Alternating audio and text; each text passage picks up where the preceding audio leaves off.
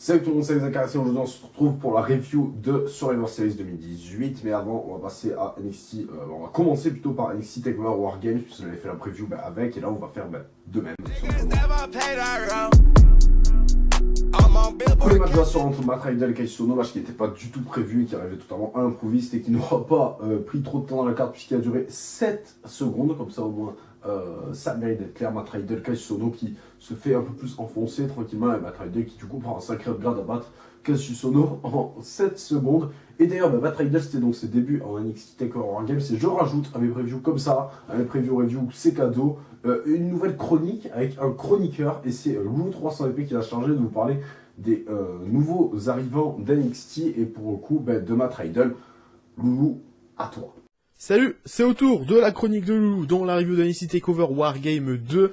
Je parlais de Matt Riddle dans ces chroniques, je parlais toujours des nouvelles signatures devenant de NXT, où je ferai peut-être des petits hors-sujets où je parlerai d'un catcheur que j'aime bien.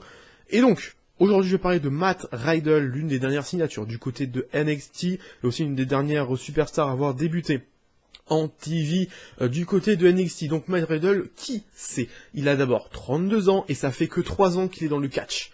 Ce qui est très peu, et vu son talent in-ring qu'il possède, et vu toutes les bonnes notes et bonnes overrate qu'il prend par un peu tout le monde, en 3 ans c'est quand même un grand exploit d'être aussi bon dans un ring, avec très peu d'expérience, mais bon, avant ça, c'est quand même une grande star d'une petite promotion très très peu connue, qui s'appelle l'UFC. Donc voilà, il a arrêté suite à des problèmes avec une certaine drogue qu'on ne citera pas évidemment. Mais je vais un peu parler de ce Matt Riddle, qu'est-ce qu'il a fait, quel titre il a eu, dans quelle fédération il est venu, et je ferai à la fin un petit top 3 des matchs à regarder évidemment. Pour la source que je vais utiliser, je vais me baser sur Cage Match, qui est pour moi la meilleure source de catch au monde. Voilà. Donc les fédérations où il a apparu tout simplement, il y a énormément de fédérations. Bon, je vais prendre les plus connues. La WWN, la Progress, la PWG, et la Evolve. Après on a la 5 Star, la King of Chaos, tout ça, champion par équipe, on peut le noter du côté de la KPW avec un certain Punishment Martinez, lui aussi à NXT. Il a été champion par équipe avec lui aussi, champion par équipe cette fois du côté de la PWG, un dernier titre qu'il a gagné avant d'arriver à NXT. C'était un certain Jeff Cobb, où formait donc les Chosen Bro. Et le dernier titre en date était un titre solo, c'était donc le titre Evolve, de mars à août 2018, avant bien sûr sa signature du côté de NXT. Evolve est un peu partenaire avec WWE, donc c'était pas trop étonnant que toutes les grosses stars de Evolve arrivent après chez NXT et chez WWE. Il faisait partie d'un clan qui s'appelle le Catchpoint. Comment le dire, c'était quand même un clan assez majeur du côté de Evolve. C'est un peu comme le Bullet Club, tu vois, mais pas pareil. C'est pareil sans être pareil. C'est-à-dire que c'est un clan qui reste chez Evolve et les membres évoluent au fur et à mesure des départs et des arrivées. Donc voilà, il était dans ce clan avec un certain Drew Gulak, avec un certain TJ Perkins, etc., etc. Eux, bien sûr, arrivés après chez WWE. Il a participé évidemment au tournoi du circuit indépendant. L'un des derniers en date est évidemment le Revolution Strong Style Tournament, où il l'a gagné, c'était donc en juin 2018. Il a participé bien sûr au Best of the Best de la CW, au Battle Los Angeles de la PWG, les grands classiques.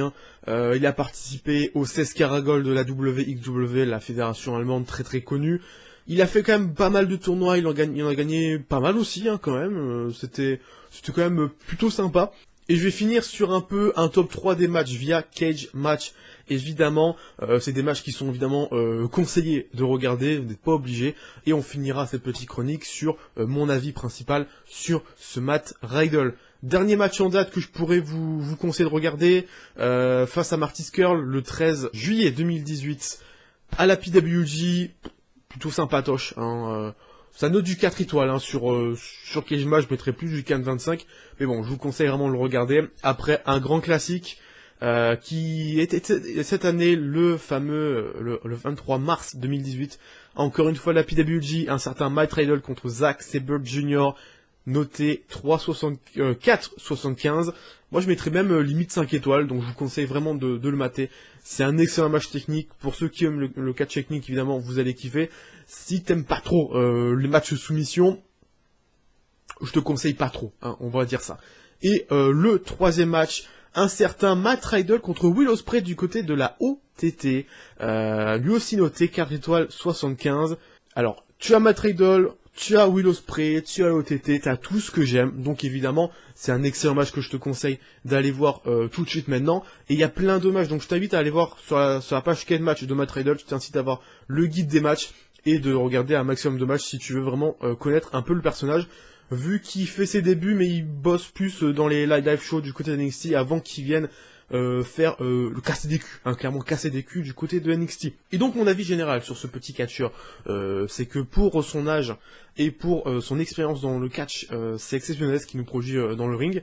Et surtout, j'aime beaucoup en fait, ça nous change, ça nous met un catcheur provenant de l'UFC et provenant un peu de tout ce qui est arts martiaux. Et en fait, le souci qu'on a chez WWE, c'est que les catcheurs qui viennent un peu de tout ça, ils sont très limités. Hein, Brock Lesnar, Ronda Rousey, tu vois, c'est beaucoup limité. Alors que Riddle est vraiment ouvert à tout et puis il a quand même une badassitude, on peut le dire, il est quand même assez badass, au terme de charisme, c'est plutôt cool. Et en termes de in-ring, moi j'aime beaucoup, hein, même s'il fait pas non plus gros catch du côté de NXT. Vu que j'ai vu très peu de matchs de lui, ça veut rien dire, mais c'est pas grave. Mais sinon, ouais, c'est un bon catcheur. Et franchement, à surveiller, parce que l'année 2019 risque d'être très très coriace et très très intéressante pour lui.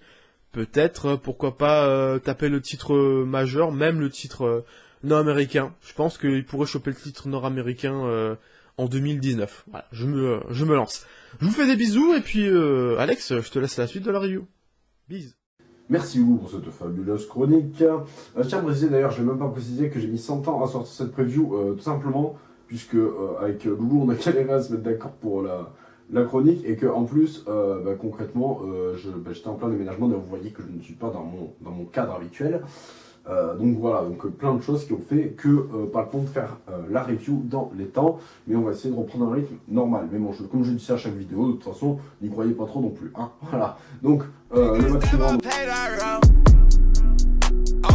vous avez vu Kairi Sane contre Shayna Baszler, donc le 2 out of 3 fall pour le titre NXT, donc avait remporté Shayna Baszler au précédent takeover, si je dis pas de conneries. Non, à Evolution. Et là, donc, avec ce en jeu, laissant à Kairi Sane une chance de remporter de nouveau le titre. Mais malheureusement, voilà, elle l'a plié de nouveau. C'était un gros match avec pas mal d'interventions qui laisse présager d'une rivalité à 3 contre 3 entre Kairi Sane, Yoshirai et Dakota Kai contre toute la team de Free Fighters de Shayna Baszler, et ça annonce de belles choses, mais bon, du coup, malheureusement pour Kairi Sane, les interventions de ses coéquipières n'ont pas suffi, et peut-être trop tard dans le match, les interventions, et Shayna Baszler repart de nouveau avec le titre et reste historiquement, enfin ça, de toute façon, elle restera un bon petit temps, là, seule 2 fois championne de NXT, donc félicitations à elle. Le match était quand même assez court, mais était bon quand même. Je pense que c'est bien un match Shayna Baszler à la WWE, et tant mieux. Bon, en soi, c'était pas trop dur non plus, mais voilà, tant mieux, et les interventions ont bien contribué tout de même. Aleister Black contre Johnny Gargano, qui était un match très solide. De toute façon, après là, ça déroule les gros matchs. Hein. Donc Aleister Black contre Johnny Gargano, qui est un très gros match remporté donc par Aleister Black, hein, tout simplement, l'ancien champion. Qui est-ce qu'il va se diriger vers les roster, ou est-ce qu'il va se diriger, j'ai pas vu Raw, hein, donc s'il faut, Raw est dans le main roster maintenant, hein, donc voilà. Est-ce qu'il va se diriger vers le main roster, ou avoir un rematch pour le titre face à Campia? Ça, c'est une question qu'on peut se poser, je pense. Un rematch, et après monter dans le main roster tout simplement. Donc voilà, en tout cas, match très solide entre les deux. Rien à redire, 20 minutes de match pour ces deux hommes, et tant mieux, ça va valider tout. Thomas Campia qui a affronté le Velvet in Dream dans un match bien surprenant de la part du Velvet in Dream, qui est arrivé en Hulk Hogan. Et je vous rappelle que Patrick Clark, donc Velvet in Dream, s'était fait sortir de Tough Enough par Hulk Hogan, etc. Donc c'est quand même merveilleux de voir ça. Donc belle performance du Velvet in Dream et de Thomas Campia, qui ont vraiment tenu la baraque et qui aurait pu être en main event finalement, hein, même si le Wargame c'était exceptionnel, ça aurait quand même pu finir en main event, pourquoi pas. Malheureusement non, mais quand même ça valait son pesant de catch. Rien à ajouter, Campia conserve jusque la logique qui est de renvoyer Velvet in Dream en main roster, mais je pense que c'est une très mauvaise idée, je n'y songerai pas. Mais bon, voilà. Match suivant, le Wargames match exceptionnel. Je pense peut-être le match de l'année NXT. Certains diront qu'il est moins bon que l'an dernier. Je sais pas réellement de quoi en penser. Je trouve qu'il était quand même énorme. Le seul problème, c'est qu'il a bouffé tous les matchs pour les titres, puisque je rappelle qu'il y avait quand même le titre UK, le titre North America et le titre Team dans le même match. Donc forcément, ça faisait quand même une sacrée claque. Donc Ricochet, Pete Dunne et les War Riders qui gagnent face à une Undisputed Era, faisant mentir sur mon pronostic. Comme quoi, finalement, une équipe soudée, ça ne vient pas à bout de ça. Voilà. Donc on a vu quand même des choses exceptionnelles, comme je crois que c'est Roderick Strong ou Bobby Fish, je sais plus, qui a enfermé, qui a jeté la clé de la cage de Pete Dunne quand il était seul dedans. Donc ça, c'est une très très bonne technique. Puis après, Pete Dunne a quand même fini par arriver, mais bien plus tard, et a ramené des objets. Enfin, c'était vraiment un match intelligent, en fait, vraiment bien travaillé.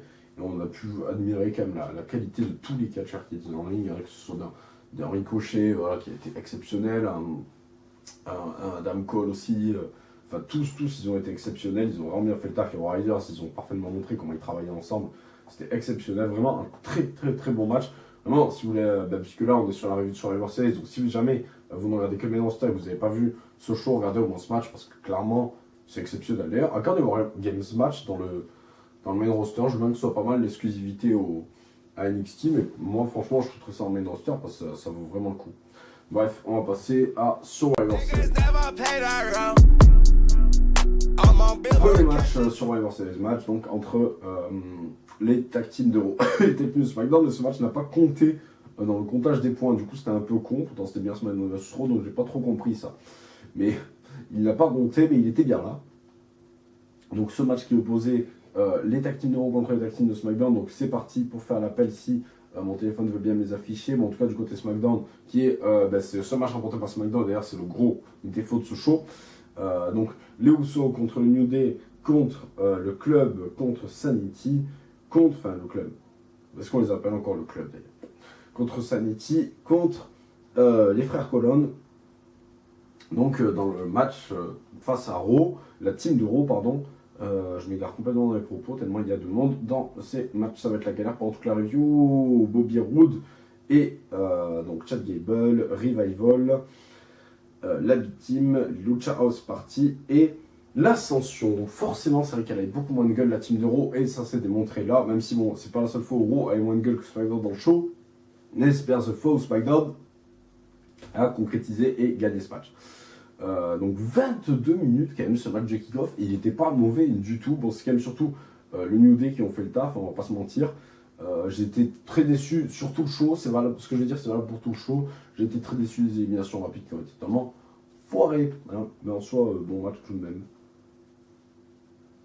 De la team tag team de SmackDown, on peut noter les parties sous chez moi. Très bon match de la team tag team de SmackDown, de la team tag de SmackDown, qui est le seul match remporté par SmackDown, donc ils peuvent en être fiers, hein, surtout que il n'a pas été comptabilisé, comme ça au moins, problème réglé.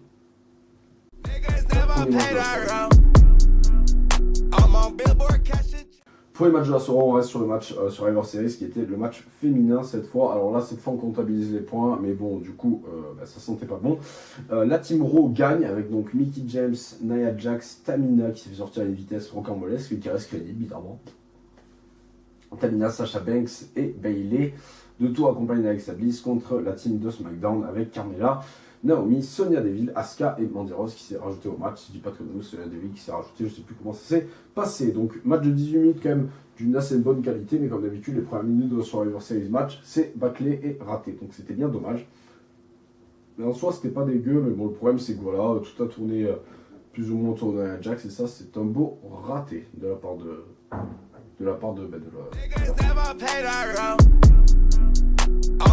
match champion contre champion Seth Rollins et Shinsuke Nakamura, donc champion US contre le champion intercontinental. Match qui était très très bon. Alors là par contre il n'y a rien à redire, je pense que c'est le meilleur match de Shinsuke Nakamura dans le main roster. En fait j'en suis sûr même, parce que c'était meilleur que les matchs contre Styles. Donc c'était le meilleur match de Shinsuke Nakamura dans le main roster. C'était un très bon match, très très solide, je vous invite à le voir, tous très très bon. 20 minutes de pur bonheur. Mais malheureusement gagné par Seth Rollins, qui encore une fois appuie encore plus sa dominance en tant que membre de Raw. Donc Raw est à 2-0, puisque je rappelle que le cup n'était pas compté. Donc Raw déjà 2-0, je rappelle qu'il y avait 8 matchs, donc ça veut dire qu'à partir de 5-0 c'était plié, hein, et on va y arriver très vite, vous allez voir. Tag Team vs Tag Team, les AOP contre The Bar. Donc ça c'était un gros match là aussi qui pouvait être un gros match mais qui n'a pas été encore un flop pour The Bar qui sont totalement tombés dans le comedy wrestling avec Dave Maduay qui tout simplement se pisse dessus, hein, c'est pour vous donner le charisme de la scène. Je vous invite à pas le voir ça par contre si vous l'avez pas vu, mais bon malheureusement je pense que ça vous est tombé dessus. Les AOP remportent tout de même le match malgré que leur manager soit pissé dessus et reste entre guillemets crédible. Mais du coup c'était nul à chier, hein, c'était pas du tout le meilleur moment de la soirée. On peut pas dire que c'était le pire match, hein, ouais, le pire match de la soirée, clairement. Avec la victoire donc de Shinsuke Nakamura, j'allais dire. La victoire des AOP qui offre le 3-0 déjà pour la team de... Oh, on passe au match suivant, parce que celui-là on va éviter d'en parler comme ça fait pas de mal. Cinquième match de la soirée avec Buddy Murphy contre Mustafa Ali. Qui était donc le match simple pour le titre Cruiserweight, le seul match qui n'était pas Raw vs SmackDown, donc ça tombe bien, ça va éviter de faire perdre des points à SmackDown. D'ailleurs, j'ai dit une connerie tout à l'heure, hein, c'était 7 matchs du coup, parce que moi je comptais 8 matchs avec celui-là, donc 7 matchs, donc il suffisait de 3-0, et on y est déjà, en fait, non, 4-0 quand même, je sais plus compter, si dans 4-0 c'est ça pour les humilier, mais bon, du coup, voilà, on va passer à ce match-là, Buddy Murphy contre Mustafa Ali, qui était un des meilleurs matchs de la soirée, mais il était trop court pour dire que c'est le meilleur. Et c'était quand même un match très plaisant, très bon à voir. Et la division Cruiserweight ne cesse de prendre du Graal et d'impressionner lors de leurs apparitions avec le main roster.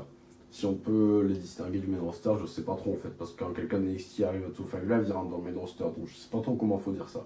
Mais en tout cas, match bien solide des deux. Et il faut espérer que Buddy Murphy reste sur ce règne quand même d'excellence. Match suivant.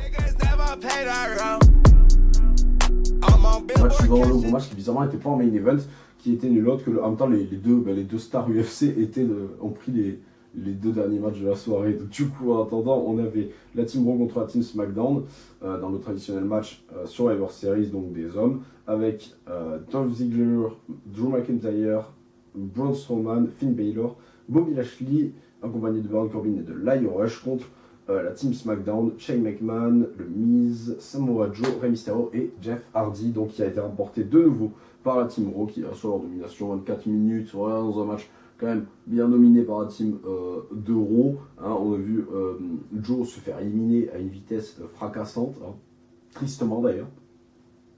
Et après une bonne performance, certains Shane, comme d'habitude, en même temps c'est le meilleur catcheur au monde. Mais comme quoi, avoir le meilleur catcheur au monde, ça suffit pas à gagner un match. Hein.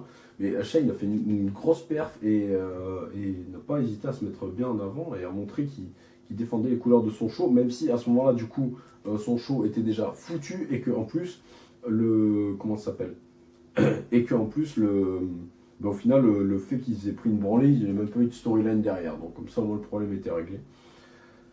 Voilà, rien à ajouter, belle performance d'à peu près tout le monde, sauf ceux qui forcément qui sont fait virer dès le début, hein, logique, puis Braun Strowman qui se montre comme le mec le plus dominant, puis après Corbin qui s'en prend à Strowman, et voilà, ça annonce la rivalité comme on a actuellement à Raw, affaire à suivre.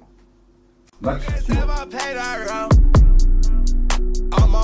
suivant, Ronda Rousey contre Charlotte, qui est le meilleur match de Ronda Rousey dans le main roster, enfin la WWE tout simplement, et surtout appuyé du turn de Charlotte à la fin du match qui là est réellement exceptionnel. Là ils ont vraiment tapé très fort, elle était ultra violente, ultra hard, et clairement là il y a eu de quoi marquer les esprits. Il y a beaucoup qui s'en sont plaints, moi je trouvais ça énorme. Bon de toute façon SmackDown était plié, donc quitte à perdre autant bien le faire. Du coup elle a littéralement démonté Ronda Rousey, on a vu dans quel état elle a fini chaud et elle est arrivée à Raw, c'était quand même fantastique. Et elle a détruit un coup de kendo, et franchement, ça m'a eu des tours sur la tête, parce qu'en plus j'ai les images là-bas de ce que je suis en train de vous dire. Donc très bien joué l'artiste. Magnifique moment, en plus pour les haters de Ronda Rousey, il n'y a pas à chier, ça faisait plaisir. Bon, je n'en suis pas un, mais ça devait faire plaisir. En tout cas, voilà, très bon moment, bien joué la WWE. Le fameux main event 18 minutes pour un match de Brock Lesnar, étonnant, Brock Lesnar contre Daniel Bryan. Daniel Bryan aura fait un coup de pied à peu près dans le match, hein, si je dis pas de conneries, il n'a pas fait grand chose de plus. Et une victoire de Brock Lesnar logique et voilà, destructrice. Voilà. Qu'est-ce qu'on s'attendait? De toute façon, je connaissais pareil, on nous annonce un gars qui va affronter Lesnar, puis il perd le titre au dernier moment, puis c'est un autre gars qui affronte Lesnar, puis il se prend une branlée. Voilà. C'est toujours pareil, donc répétition totale, mais c'était pas mal, hein, c'était rigolo. En plus, l'avantage d'avoir mis lui plutôt que Styles, c'est qu'ils ont mis un heel et du coup le public le prend mieux, je pense. Il pense ça en tout cas. Et je pense que c'est ce qu'il y avait mieux à faire en fait, parce que je vois pas comment faire autre chose, à part vraiment de mettre Styles et de le faire battre Lesnar, mais bon là du coup vu la branlée qu'a pris SmackDown, ça aurait pas servi à grand chose. Voilà, bref, en tout cas c'est tout pour moi pour ce show, je vous dis à bientôt pour TLC, et merci Loulou pour ta chronique.